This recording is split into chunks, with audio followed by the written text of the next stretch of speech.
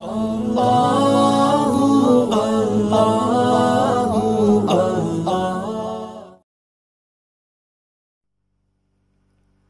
اللہ الرحمن الرحیم۔ آج کی نشست میں ہم روزے کے فوائد بیان کریں گے۔ تو سب سے پہلا جو اس کا فائدہ ہے وہ ہے قلبی سکون، یعنی جو آدمی روزہ رکھتا ہے اس کو قلبی سکون اللہ رب العزت عطا فرماتے ہیں۔ نمبر 2، نفس امارہ کی جو تیزی ہے جو شیطان کی طرف سے ہوتی ہے وہ ختم ہو جاتی ہے۔ نمبر 3، معصیت سے رجحان وہ کم ہو جاتا ہے، آدمی گناہوں سے بچا رہتا ہے۔ نمبر 3، دل قدورتوں سے پاک اور صاف ہو جاتا ہے۔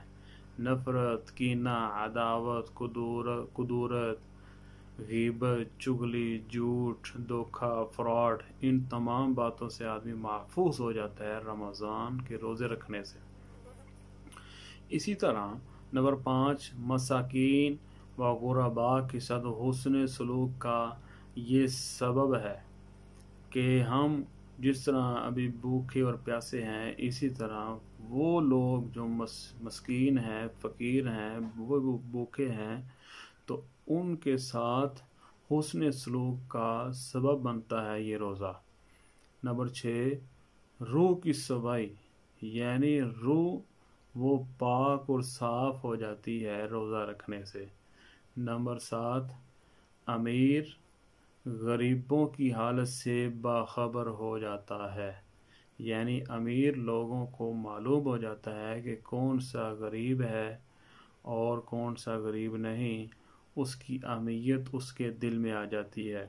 نمبر 8، مساوات، یعنی امیر اور غریب یہ دونوں برابر ہو جاتے ہیں روزہ رکھنے کی وجہ سے۔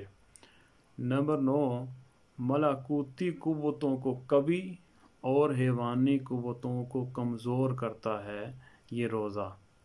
نمبر 10، جسم کو مشکلات کا عادی اور سختیوں کا خوگر بنا دیتا ہے کہ اگر مشقت اور پریشانی آ جائے تو کیسے مقابلہ کرنا ہے، رمضان یہ اس کا عادی بناتا ہے۔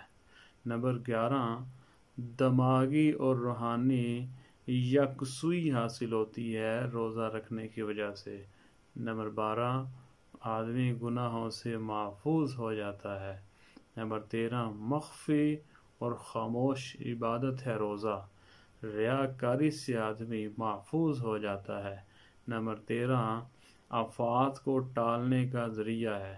اگر کوئی پریشانی آ گئی ہے، کوئی آفت آ گئی ہے، جس طرح کہ آج کے دور میں یہ کرونا وائرس پھیلا ہوا ہے، تو اس کو ٹالنے کے لیے روزہ سب سے بہترین ذریعہ ہے۔ لہذا اللہ تعالی ہمیں یہ سارے فضائل اور فوائد سامنے رکھ کے روزہ رکھنے کی توفیق عطا فرمائے اور دوسروں کو اس پہ لانے کی بھی توفیق عطا فرمائے۔